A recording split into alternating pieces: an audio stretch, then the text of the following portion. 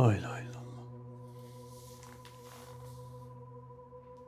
Esselamu aleyküm ve rahmetullah.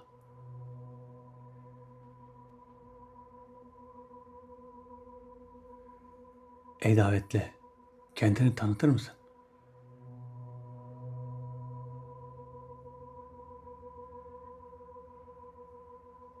Davetli, beklediğim davetli sen misin?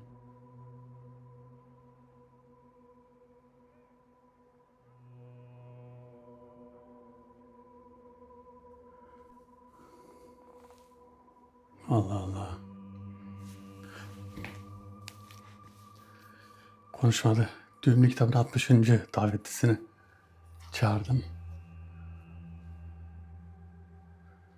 Niye konuşmadı? Geçenki davetimizde biliyorsunuz boyuta girdim.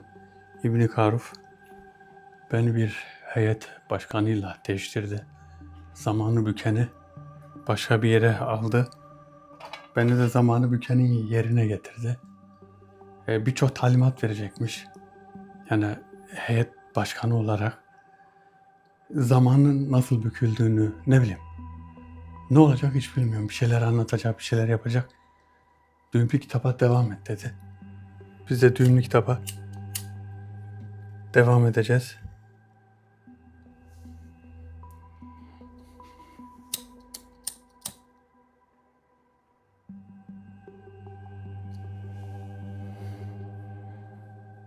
Bakalım 60. davetli ne söyleyecek, ne yapacak? Niye konuşmadı? Konuşmadığı zamanlar bir sıkıntı çıkıyor. İllaki bir sıkıntı çıkıyor. La ilahe illallah. Arkadaşlar bugünkü videomuzun sponsoru Şahan Küçük Yılmaz. Şahan Küçük Yılmaz bugünkü videomuza sponsor oldu ve bir de sen gör.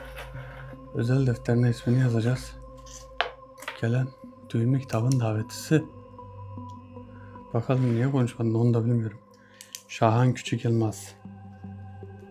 Şahan Küçük Yılmaz.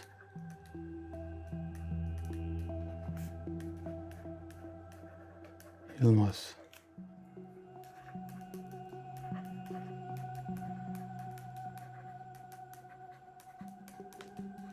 Sevgilerimle.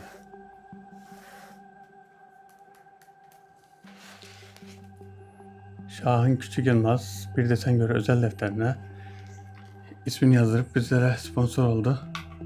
Bizleri desteklediği için Şahan'a buradan teşekkür ederim. Rabbim işini gücünü rast getirsin. Ne muradı varsa versin, sıkıntılardan, kazadan, beladan, kötülüklerden, her türlü fenalıktan Rabbim korusun. Onu ve sevdiklerini, cümlemizi, şu an bizi kim izliyorsa cümlemizi korusun. Şahan Küçük Yılmaz'a buradan selamlar, sevgiler, saygılar. Arkadaşlar videolarımızın herhangi birine sponsor olmak istiyorsanız hakandemir.mefor@gmail.com'dan Hakan'a bir mail göndererek videolarımızın herhangi birine sponsor olabilirsiniz.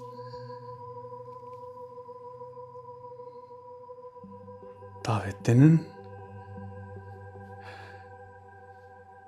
ne diyeceğini çok merak ediyorum. Çünkü konuşmadığı zamanlar bilmiyorum. Eğer buraya biri gelmişse bilmiyorum da onu engelliyor olabilir. Eğer engellerse zaten haberci yardımcılarımdan haber alırım. Ama herhalde şurada karşıda duruyor. Tam karşıda. La ilahe illallah subhaneke ve kente beneza. La ilahe illallah subhaneke ve kente beneza.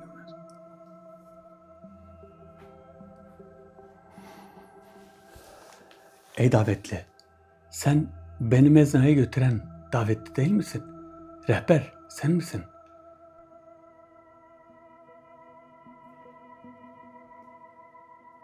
Rehber konuşsana.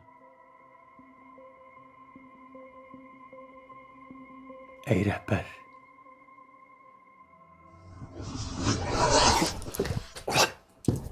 Allah.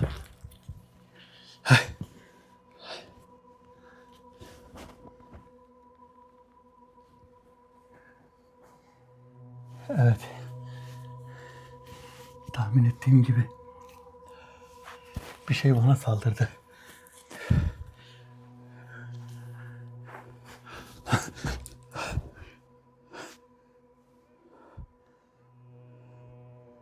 Rapper.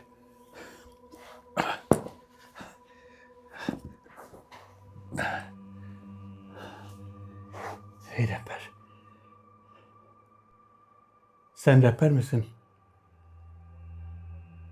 Yanında biri mi var? Kim olduğunu söyle.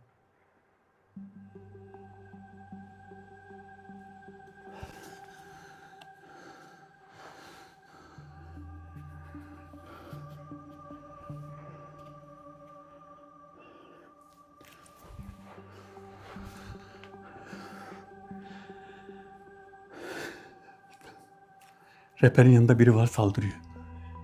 Rapperin yanında biri. Ne olabilir? Rapper. Düğümlü kitabın olması imkansız. Düğümlü kitabın koruması var. Koruma olmazsa düğümlü kitabın sakini gelemez. Davetlisi gelemez. Düğümlü kitabın davetlisi.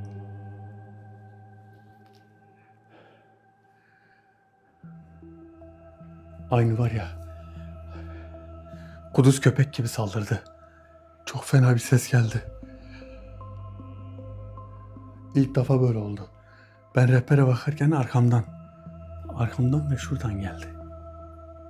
Demek ki 2 kişiler. Rehberin yanında niye konuşmuyor? Rehberin yanında konuşmadığına göre 2 kişiler. Allahümme salli ala seyyidina Muhammed. Allahümme salli ala seyyidina Muhammed.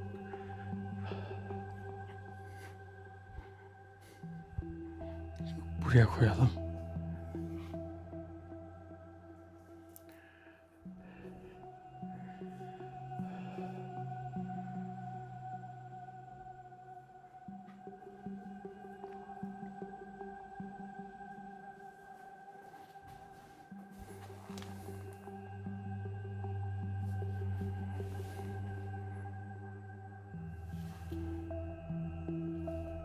Pek bir belirti yok. Ama La ilahe illallah. Ey rehber. Eğer sen rehbersen konuşursun.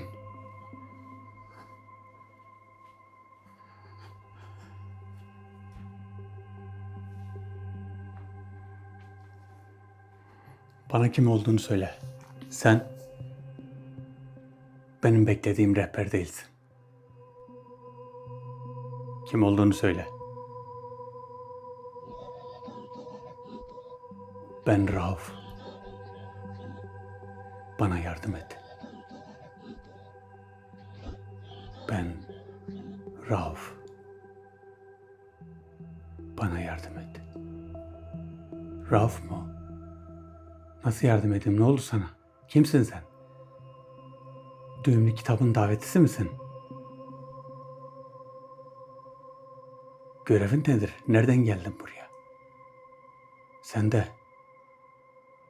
düğümlü kitabın davetlilerinden biri misin? Konuşsana, burada biri var mı? Senden başka biri var mı?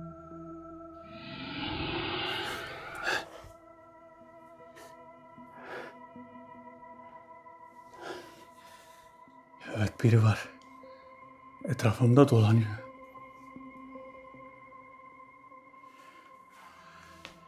Rauf. Rauf. Rauf. Demek ki düğümlü kitabın davetlisi değil. Evet, düğümlü kitabın davetlisi değil.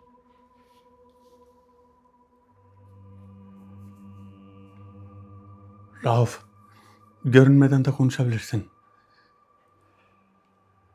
Görünmeden konuş.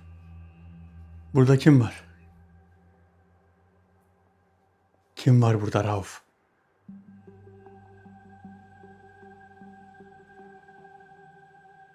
Senden başka kim var?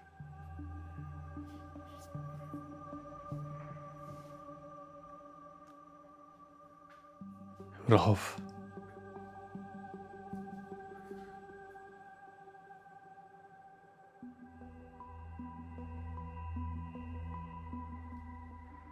Eğer sen buraya sabote amaçlı geldiysen seni kesinlikle cezalandırırım. Sana nasıl yardım edeceğim bana söyle. Nasıl yardım edeceğimi söyle ki eğer önemli biri olmasa buraya gelmez. Demek ki bir derdi var ama ne derdi var? Rauf. Düğümlü kitabın davetlisi. La ilahe illallah subhaneke. La ilahe illallah subhaneke. İnni kuntu minez zalimin. Rauf.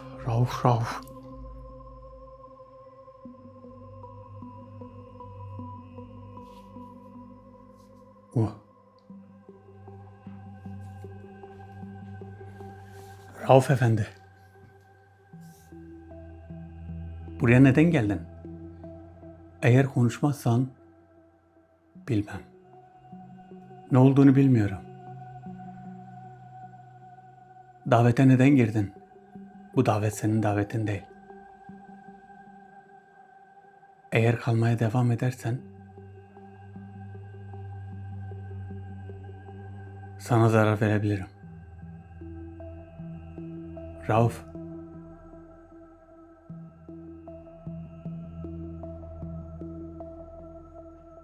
Bir şey demeyecek misin?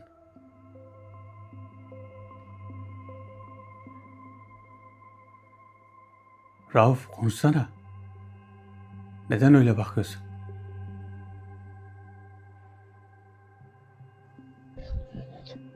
Efendim ben Rauf. Bana yardım et. Ya efendim ben Rauf da bu beni tanıyor. Ama ben Rauf bana yardım et. Başka bir şey biliyor musun? Bozuk teyip gibi. İkide bir aynı şeyi söylüyor. Takılmış plak gibi. Bana yardım et. Ben Rauf bana yardım et. Sana nasıl yardım edeceğim? Kesin bu da kilitli mi bağlı mı artık? Bir şekilde bir şey var ama. Bu ne ya bizde şey gibi. Her önüne gelen işte yardım et. Ama şöyle bir şey var. Metafizik alemin kapısını araladığın zaman alemleri görüyorsun. Bu alemlerde mesela şöyle. İşte bir şeyler yapabiliyorsan böyle kapına gelenler çok oluyor. Sadece sana yardım isteyen ya da bir şeyler isteyen, bana yardım et demek isteyen sadece insanlar olmuyor. Metafizik varlıklar da oluyor. Hatırlarsanız bundan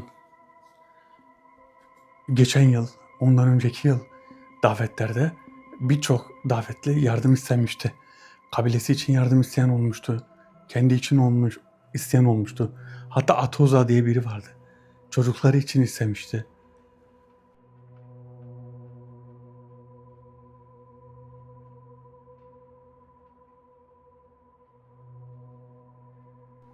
Ama neyin yardımını istiyor? Şu an bir bilgim yok. Şöyle bir şey var. Dünkü kitabın 60. davetlisini yapacaktım. Bundan önce 60'ın davetlisine rehber geldi. 60. davetli değildi. Heyetle görüşmeye gittik. Bakın zamanın bükülmesi çok önemli bir konu. Şöyle zamanı öyle bir büküyor ki 5 saniye içinde baya bir sene geçiyor, baya bir yıl geçiyor. Yani tayin mekan değil de şöyle bir şey var. Tayin zaman mı diyelim bana? Ben size daha önce bir şey anlatmıştım. Bir padişah havuzun içine dalıyor. Havuzun diğer tarafından çıkıyor. Havuzun içinde dalınca kendini bir derede görüyor. Derede bir bakıyor, başka bir yerde, başka bir memlekette, başka bir ülkede, başka bir eski bir yıl.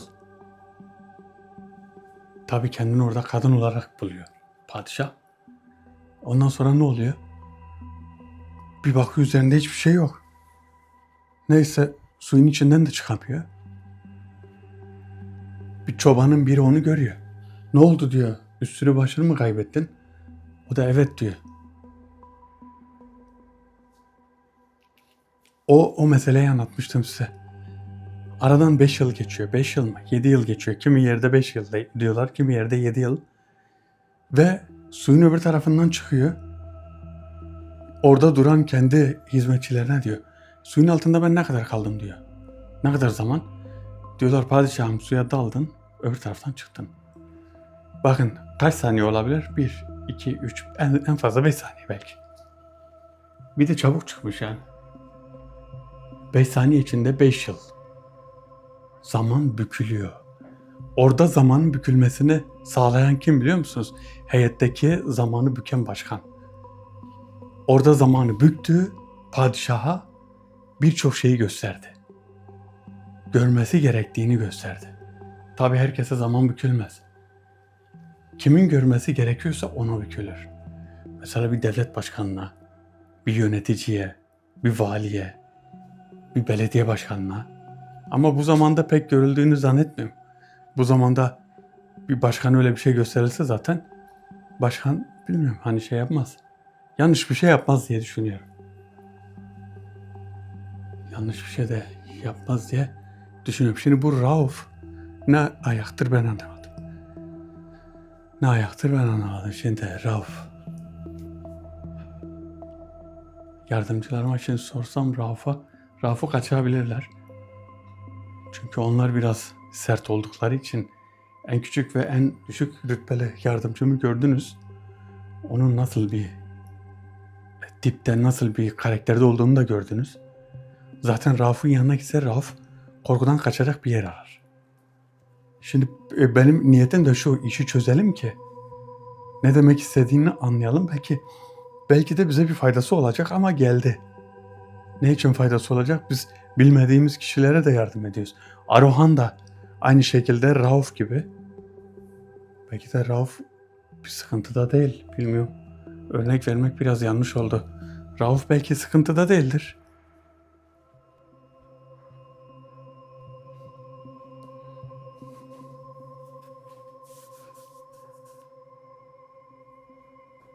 Rauf neredesin?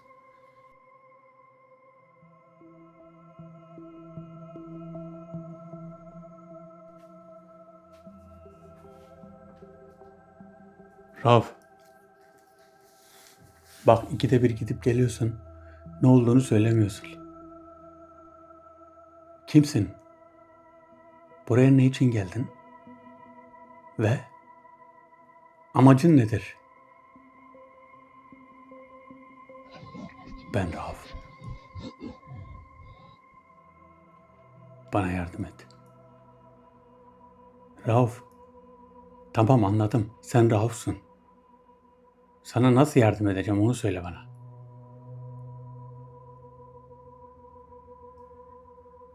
Bana ne yapacağımı söyle.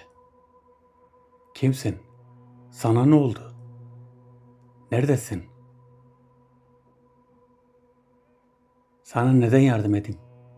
Niye bu davete geldin? Maşallah kapıyı açık gören hemen geliyor. Bu davetler korunuyordu. Eğer gelebildiysen güçlü birisin.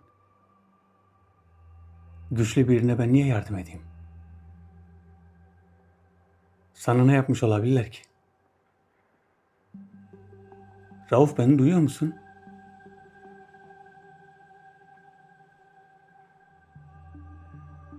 Ben Rauf bana yardım et. Başka bir şey bildiği yok. Ya da şöyle bir şey var. Bakın bu şimdi bir yerdedir. Şimdi öyle iletişime geçen çok oldu. Zindanın dibinde iletişime geçenler de oldu. Buraya iletişime geçtiler benimle. Burada göründüler ama aslında kendileri zindandalardı. Benim sesimi şu an duymuyordur. Büyük ihtimal. Yoksa ben Rauf bana yardım et tekrar etmez. Ne için olduğunu. Ya benim sesimi duymuyor. Burada görüldüğünü de bilmiyor. O şu an zindanda. Ya zindanda artık neredeyse.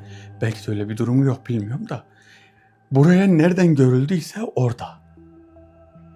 Nereden görüldüyse orada. Ben Rauf bana yardım et. Daha önce bir davette de böyle yapıyordu. Bana yardım et, bana yardım et. Sonra boyuta bir girdim baktım zincirle bağlanmış.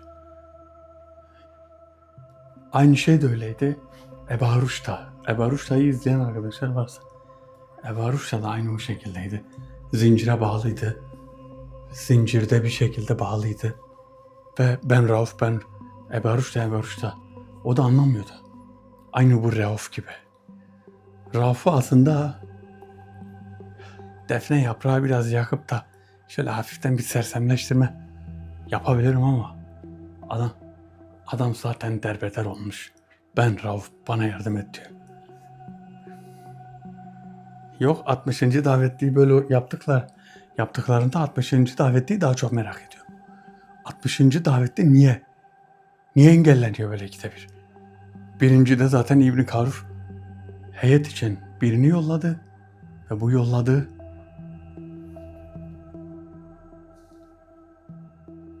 evet, ben niye anlamadım?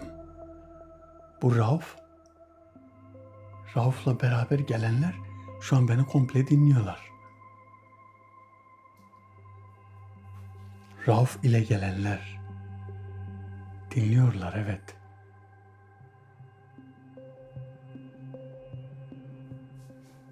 Şöyle bakalım da görebilecek miyiz acaba?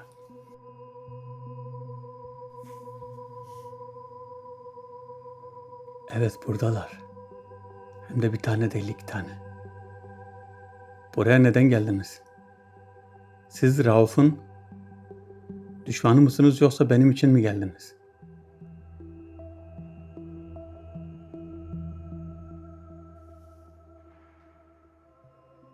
Buradalar. Şimdi bunlara eğer defne yakarsak Rauf da etkilenir mi diye düşünüyorum da. Rauf burada olmadığına göre, çünkü beni duymuyor.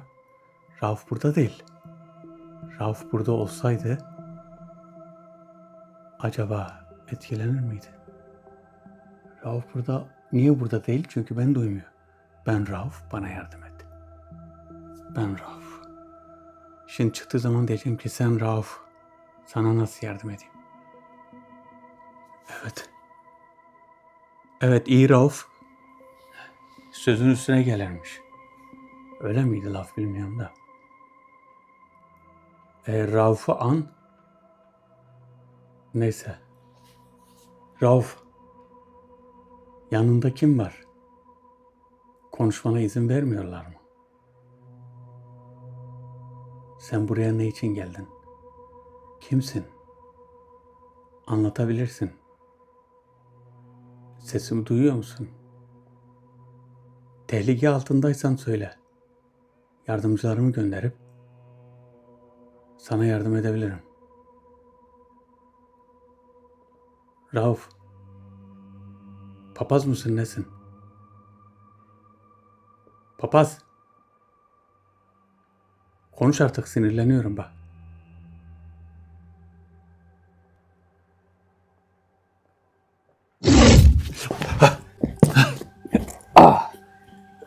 Ay.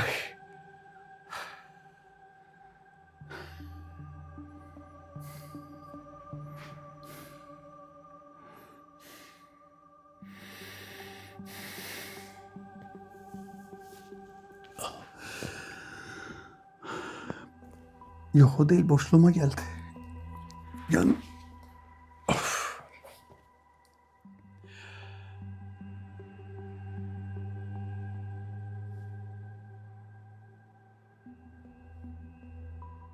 beni kurtar diyen Rauf'a bak. Saldırıyor. Ama hiçbir şey hissetmedim. Saldırdı ama. Papaza mı sinirlendi acaba? Papaz mapaz dedik, acaba ona mı sinirlendi? Bazen böyle kendimi kaybediyorum. Davetten dolayı. Ben şimdi normalde bakın böyle lafları hayatta yapmam. Birine bir şey anlatacağım zaman kırılır mı diye düşünürüm. Birine bir şey söylemeden önce de acaba incinir mi diye düşünürüm yani. Ondan sonra konuşurum.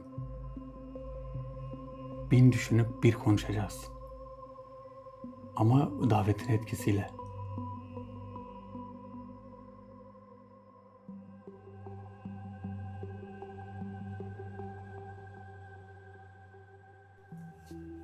Rauf, Var ya, kime acıdıysak bize saldırdı. Kime acıdıysak.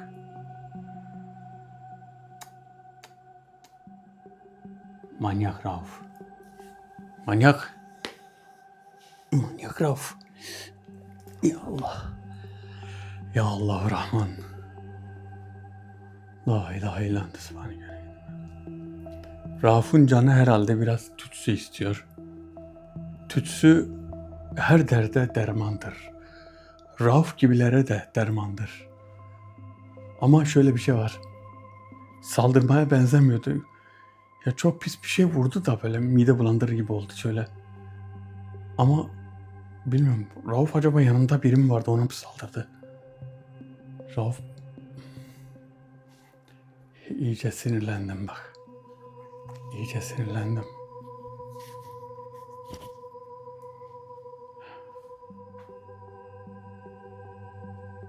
Ey manyak Rauf. Yani artık bizim mumluğumuz var.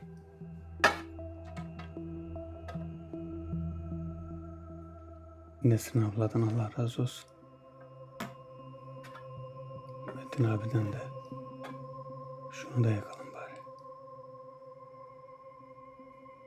O da burada dursun.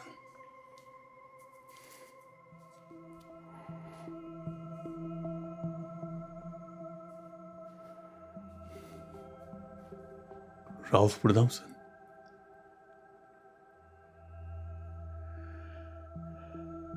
Neyse ya, ben şimdi Rauf'la uğraşamam. Daveti kapatacağım. Hep böyle diyorum, acaba bir şey var mıdır diye düşünüyorum ya. Mesela diyorum ki acaba Rauf beni kurtar. Bu bir tesadüf olamaz diyorum. Bunun adı tesadüf değildir. Ve de belki de tevfik eseri buraya geldi. Rauf, bana yardım et. Şimdi daveti kapatacağım. Ondan sonra sabaha kadar uyuyamayacağım. Diyeceğim ki Rauf acaba ne oldu? Bana yardım et diyordu. İçinizde siz öylesiniz. Şimdi ben Rauf'un şeyini kapattıktan sonra eminim birçoğunuz bana diyeceksiniz ki niye kapattın, keşke Rauf'u dinleseydin. Belki de sıkıntıdaydı. Belki de bir şeydi. İşte bu sizin hassas kalbinizden geliyor. O kadar hassassınız ki siz de benim gibi hassassınız. Yani ben şöyle sizin yorumlarınızı okuduğum zaman bazen kendimi görüyorum.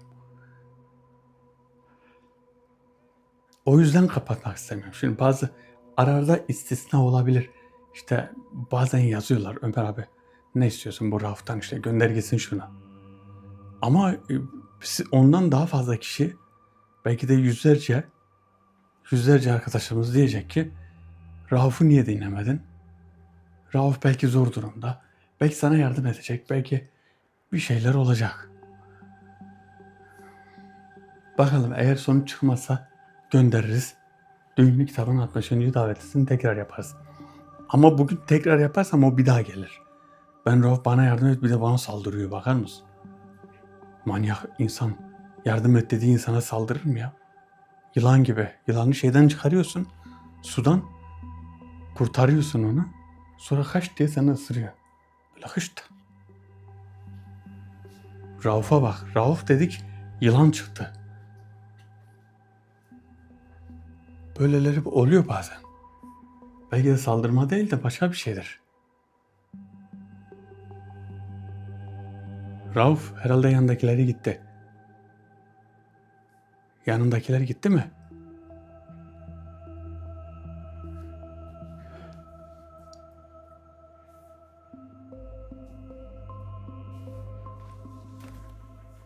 Sanki görünmüyor ama. La ilahe illallah. La ilahe illallah. Karşıda. Gitti diyorum ama orada. Rauf, görünebilirsin Rauf. Sen oradasın, bak seni görüyorum. Nedense kamerada görüyorum ya, neden? Belki ben göremiyorum ama. Kamerada gözükmüyor, biraz daha geri. Allah Allah.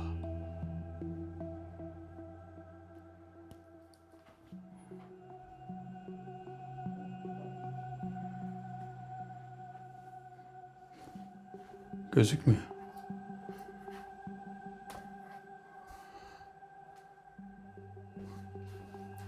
Rauf, sen neden saldırıyorsun? İnsan yardım et dediği kişiye saldırır mı hiç? İnsan saldırmaz yani. Gerçi siz saldırıyorsunuz ama. Sen bana mı saldırdın?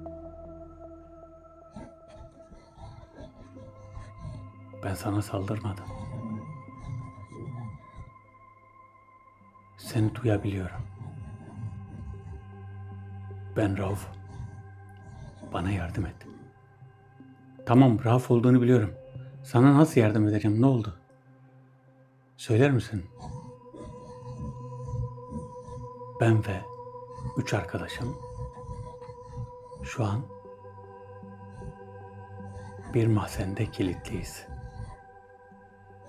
Bizi kitleyen bir padişah. Bu padişah bizi çok gizli bir mahzende kilitli tuttu. Padişah sizi niye kilitlesin? Durduk yere bir padişah sizi niye kilitlesin? Demek ki bir şey yaptınız. Ne yaptınız? Söyler misin?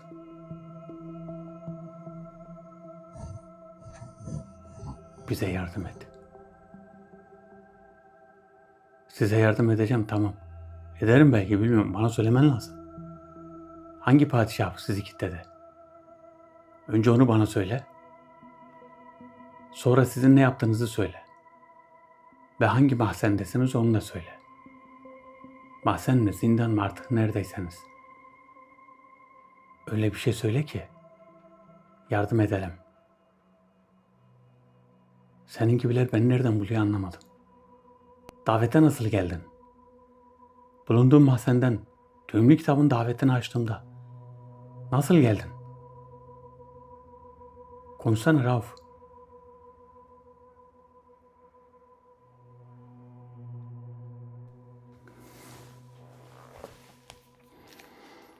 Şimdi anlaşıldı.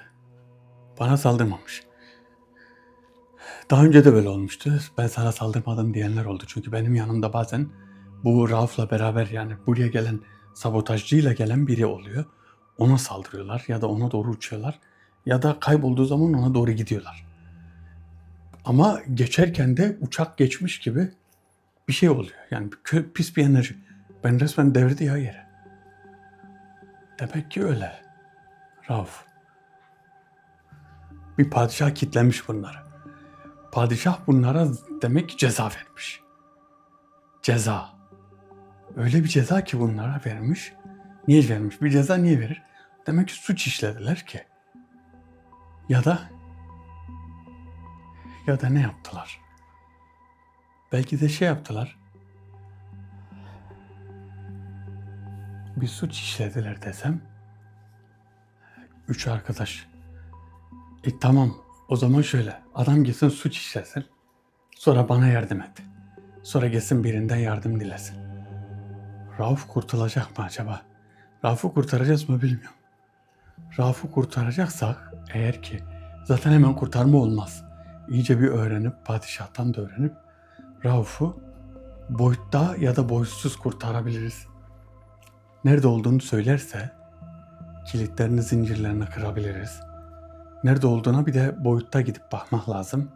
Hani nerede tutuluyor? 2 arkadaşı daha varmış. Demek ki 3 kişiler. Yardımcılarım. Bu durumda onlara sorsam aslında olabilir, niye olmasın ki? Rauf, bana yardım et. Halen diyor, ben Rauf, bana yardım et. Şöyle bir şey var. Bizim eski videolarımızda davet yapıyordum. Eşref abiyle beraber davet yaparken cihaz o zaman yoktu. Bu yeni getirdiğim cihaz, özel kart yaptık biz ona. Bu cihaz yoktu, ne söylediklerini anlamıyorduk. Yani cihaz kamerada söylüyordu, içine kaydediyordu, ben duymuyordum o zaman. O zaman davet de farklıydı, duymuyordum, ekranda da yazmıyordu bir şey. O video hazırlandıktan sonra ne dediğini anlıyorduk. Ondan sonra ikinci videoda Diyorduk biz seni duymuyoruz ama sen böyle söylüyordun. Şöyle yapıyorduk. Şu Rauf da şu an böyle. Aynı o şekilde. Belki de ezbere konuştu.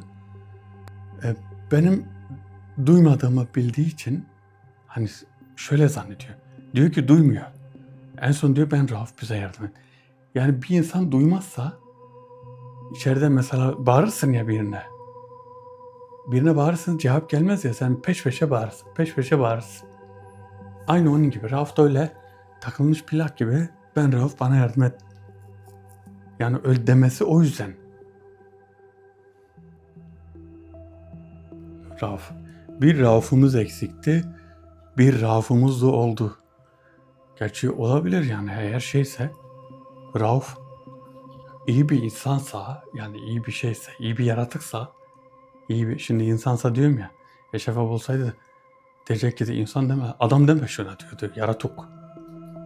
Şimdi iyi bir yaratıksa şey olabilir mesela Müslüman olabilir belki güzel bir şey yapmıştır. Kötü bir padişah vardır bunu şey yapmıştır. Gizlemiştir bir yere kilitlemiştir. Kötü bir fiil yüzünden. Olabilir böyle şeyler de oluyor. Eğer iyi bir şey yapmışsa, Müslüman da olursa çok iyi olur. Olmazsa Rauf'u kurtarırız, bırakırız gitsin. Yani bırakırım, gitsin. Değil mi? Farz et iyi biri. Yalnız var ya, Rauf'la buraya gelenler her neyse çok kötü enerjileri var. Ya böyle ay gibi bir şeyler. Çok büyük bir şeyler. Rauf.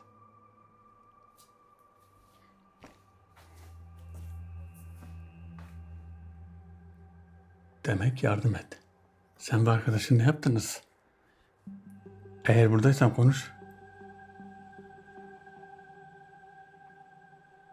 Konuşur musun Rauf?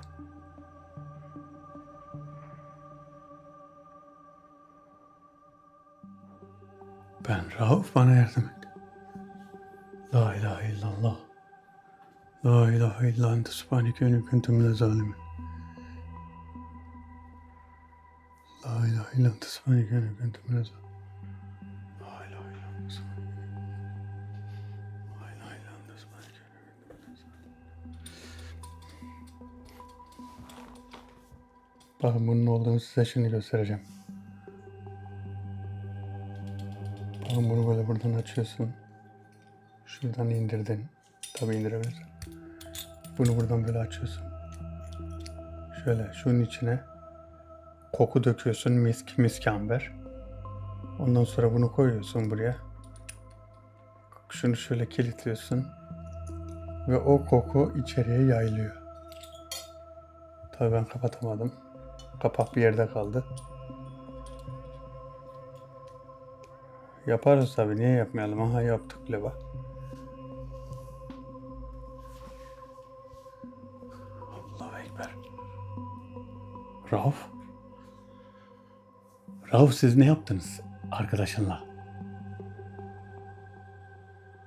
Sizi padişah neden kilitledi? Öncelikle beni duyuyor musun? Onu söyler misin? Evet duyuyorum. Biz 3 kişiyiz. Üçümüz de mahzende kilitliyiz. Yanımızda bir görevli vardı. O varken seni duymuyordum. Şimdi duyuyorum. Biz bir çalışma yaptık. Birçok kişiyi etkileyecek bir çalışma. Padişah bunu duyunca çalışmamızı yok etti. Ve bizi de zindana attı.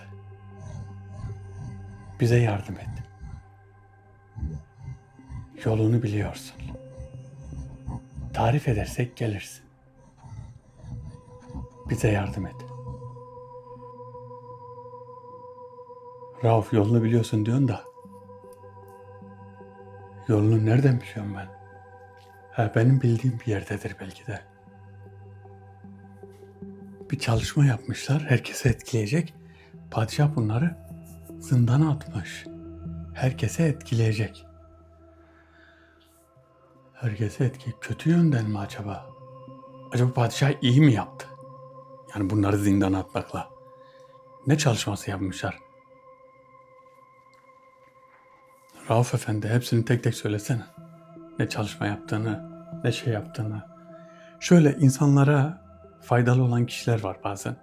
Bu insanlara faydalı olan kişiler herkese faydası oluyor. Her şey. Hayvana faydası oluyor. Kuşlara faydası oluyor. Tanımadığı kişilere faydası oluyor. Yani böyle faydalı olmak iyidir. Rauf da eğer kötü bir şey yapmışsa kalsın orada. Bizi ilgilendiren hiçbir şey olmaz. Kötü bir şey yapmışsa yapsın.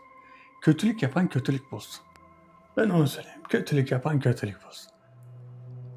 Kim kötülük yapıyorsa yaptığı kötülük kadar kötülük başına gelsin. Kötülük yapmayacağız. Anca öyle. Allah ıslah etsin diyeceksin. Ama kötülük yapan ıslah olmuyor çoğu zaman. Bazıları oluyor da. Ama başına bir kötülük gelse, kendi yaptığı kadar bir kötülük gelse, şundan bahsedeceğim. Düşünün bir tanesini. Kendi çıkarları için bir kişiyi evsiz bırakıyor. Kendi çıkarları için. Onun yüzünden bir kişi evsiz kaldı. Evsiz kalan kişi.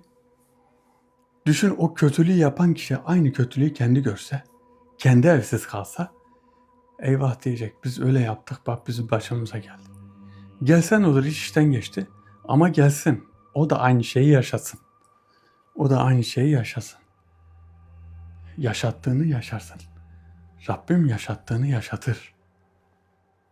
Kötülük olarak söylüyorum. İyilik olarak da yaşattığını yaşarsın. Güzel bir şey yaptın birine. Çok güzel bir şey yaptın. Birini mutlu ettin. O mutluluğu sen de yaşarsın. Biri de seni mutlu eder. Hep önüne gelir. Bugün bir yaşlıya bir su verdiysen, yarın sen de yaşlandığın zaman sana su verirler.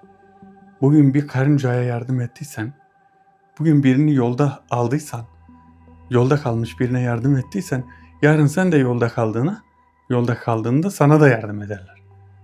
Ya bu hayat böyle. Birine kötülük yaptıysan, sen de kötülük görürsün. Yani bu %99 öyle. %99, %1'i de nasıl biliyor musunuz? Ahirete kalıyor. Ahirete kalırsa daha kötü. Ahirete kalırsa daha kötü. Düşünün, gençken büyüklerine saygısızlık, terbiyesizlik edenler, yarın öbür gün büyüdüğü zaman, onlar da yaşlandığı zaman, onlar da aynı şekilde saygısızlık ve terbiyesizlik görecekler. Kimlerden? Torunlarından, çarşıdaki gençlerden, çocuklardan, onlardan bunlardan. İstisnalar hariç, istisna olabilir bazen.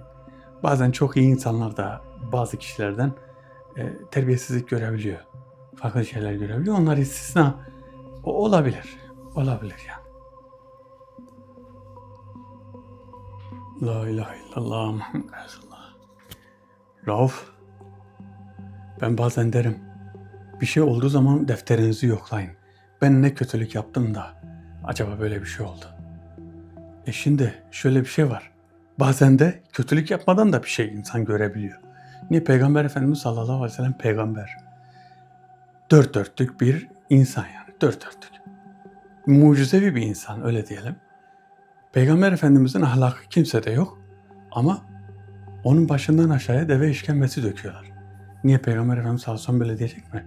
Ben ne kötülük yaptım ki böyle bir şey gördüm. Bakın böyle bir örnek veriyorum mesela. Bazen insanlar bir şey yapmadan da kötülük görebiliyor. O da imtihandır, ne diyelim. İmtihandır. Allahümme salli ala seyyidina Muhammed. Allahümme salli ala seyyidina Muhammed. Bakın kulağınız çınlandığı zaman Allahümme salli ala seyyidina Muhammed deyin. Çünkü Efendimiz sallallahu aleyhi ve sellem sizden bahsettiği zaman, mecliste bir sohbette sizden bahsettiği zaman kulağınız çınlar. Ve o sıra Allahümme salli ala seyyidina Muhammed. La ilahe illallah tesbihken yüküntü minel Rauf, eğer buradaysan konuşabilirsin. Bak seni şu an görüyorum. Buradasın. Benim fazla zamanımı alma. Sen beni fazla oyalıyorsun. Ne olduğunu söyle. Bir an önce senin icabına bakalım. Rauf Efendi. Ey Rauf. Ben Rauf bana yardım et diyorsun ama siz ne yaptınız? Bakın. Mum nasıl sallanıyor. Rüzgar yok, bir şey yok. Rauf bir şey yaptı ama arkadaşıyla beraber bir şey yaptı. Bir şey yapmış ama ne yapmış?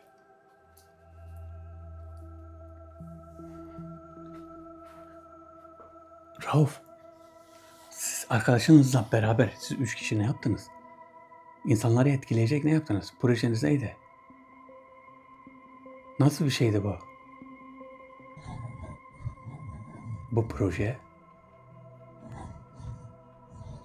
bizim gittiğimiz yerlerde bazı Müslümanlar, bazı Müslüman olan kabileler bize destek verdi. Bu projeye mi destek verdiler? Evet. Bizim amacımız Müslüman olan kabileleri kafir topluluktan uzak tutmak ve onların çıkarlarını korumak.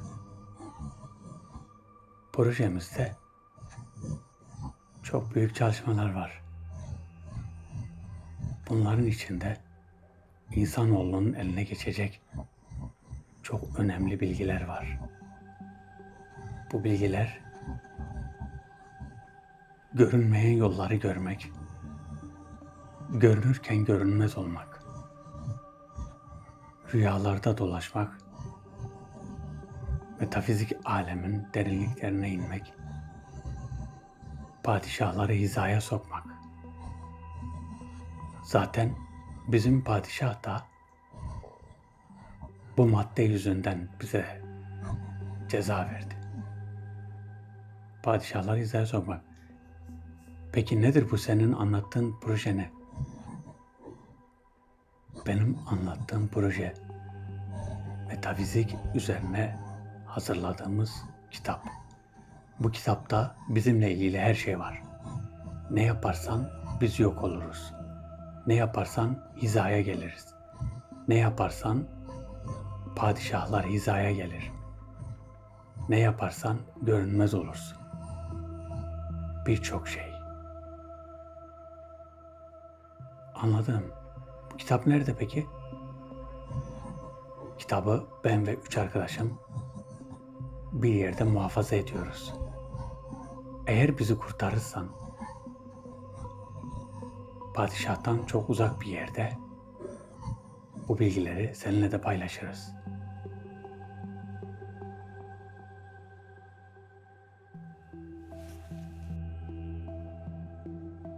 Şimdi anlaşıldı.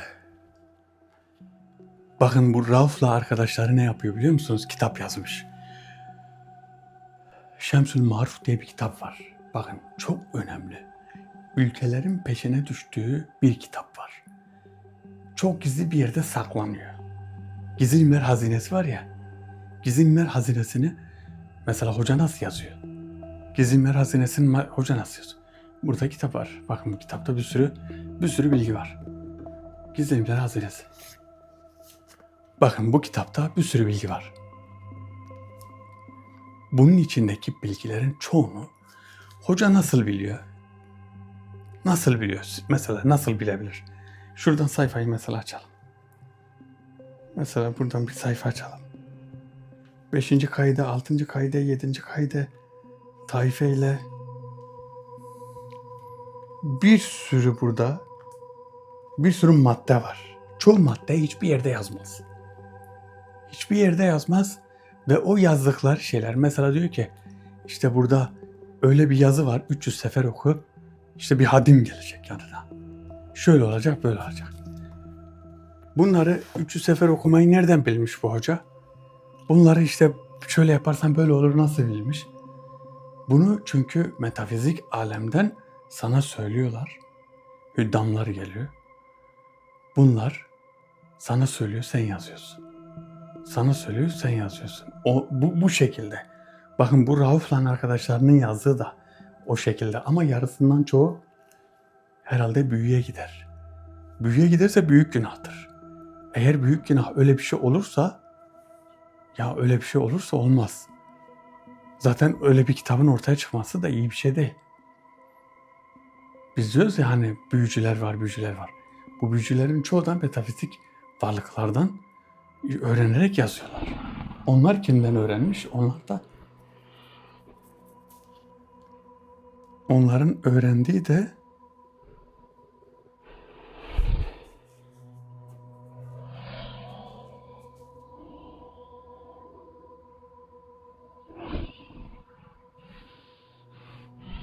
evet, çok önemli bir şey var burada.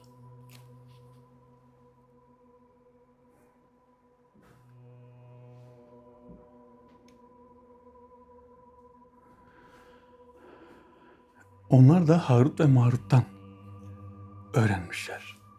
Harut ve Marut bu bilgileri bunlara öğretiyor. Bunlar da gelip insanlara öğretiyorlar. İnsanlara yazdırıyorlar. Bu aslında tehlikeli. İyi bir düzgün, iyi bir şey de Harut ve Marut'un verdiği bilgileri aktarmak, bakın, çok tehlikeli. Nasıl tehlikeli? Eğer ki diyor ahiretini yakacaksan bu bilgiyi öğren. Ama içinde iyi, faydalı olan şeyler var mesela. Faydalı olan şeyler de var. Kimse faydalı olan şeyleri zaten uygulamaz. Öyle zannediyorum. Şimdi ben size soruyorum. Bu Rauf'la ilgili, Rauf'a zaten yardım edelim. Edelim mi, etmeyelim mi? Bunu şöyle diye yapacağım. Kendi yardımcılarımla bir araştırma yapacağım. Bu araştırmamı ona göre yapacağım. Eğer Rauf gerçekten bu şekilde padişahları hizaya getirmek derseniz, bu Gizli İlmler kitabında da birçok şey var. Padişahları hizaya getirmek için okumalar çok var. Mesela ben birçoğunu yapmışım. Bakın size şunu anlatayım. Küçüktüm, 12 yaşındaydım. Bu kitapta şey vardı. Padişahları kendi emrin altına alma duası vardı. O kadar meraklıydım ki onu gittim. Dediler ki tenha bir yerde yapacaksın. Ben de çocuğum. Aldım onu, gittim tarlanın ucuna. Bizim evimizin orada bir tarla vardı, büyük bir tarla. Tarlanın orada gittim, bir taşın üstünde oturdum. Taş da böyle büyük bir kayaydı. Okumaya başladım. Okudum. En sonuncu dedi, son okuduğunuzda artık 3 tane padişah gelir dedi. Bunlar dedi önce bir hayvan şeklinde veya işte bir yılan şeklinde, bir akrep şeklinde, ejderha şeklinde, aslan şeklinde, bu şekilde gelebilir dedi. 3'ü. Bu şekilde gelirse zaten seni korkutuyorlar. Sen korktuğun için o işten çıkıyorsun. Bırakıyorsun, yarıda bırakıyorsun. Ben ne yaptım? Ben okumaya devam ettim ve bitti. Bir baktım 3 tane kelebek. Belki bilmiyorum, hani şey de olabilir, tevfik de olmuş olabilir. Bir kelebek sağımda, bir kelebek solumda, bir kelebek karşımda. Ve üçü de aynı seviyede uçuyor. Aynı seviyede. Ben onları görünce korktum, zaten kaçtım.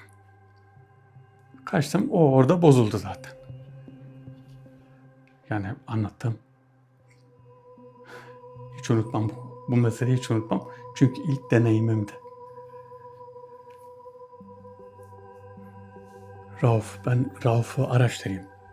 Rauf'un akıbetini size anlatacağım. Arkadaşlar, hedefe destek olan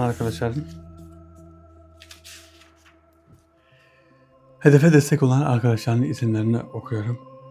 Adnan Bölükbaş, Yasin Bayrak, Onur Güllü, Mehmet Zeki Çakar. Mehmet'im, buradan sana selamlar olsun. Seninle görüşemiyoruz uzun zamandır. İnşallah iyisindir. Onur Orgün, Ömer Polat, Emrah Koç, Emre, Öznur Öbek, Murat Gür, Erkut Yağcı, Ufuk Orcan, Mikail, Ertan Sönmezler, Mehmet Dince, Hakan Yıldız atmış, Alfonso, Eren Dilek, Ferhat BJK, İlknur Aslan, Mustafa, Abdurrahim Doğan, Karakteristik Elma. Buradan hepinize teşekkür ederim. Bizlere destek verdiğiniz için Allah'ın selamı ve rahmeti üzerinize olsun. Rabbim sizi her türlü kazadan, beladan, kötülüklerden korusun, cümlemizi, bizi izleyen herkesi korusun. Arkadaşlar, videomuzu beğenmeyi unutmayın. Herkes kendine iyi baksın. Bir sonraki videoda buluşmak üzere. Hoşça kalın.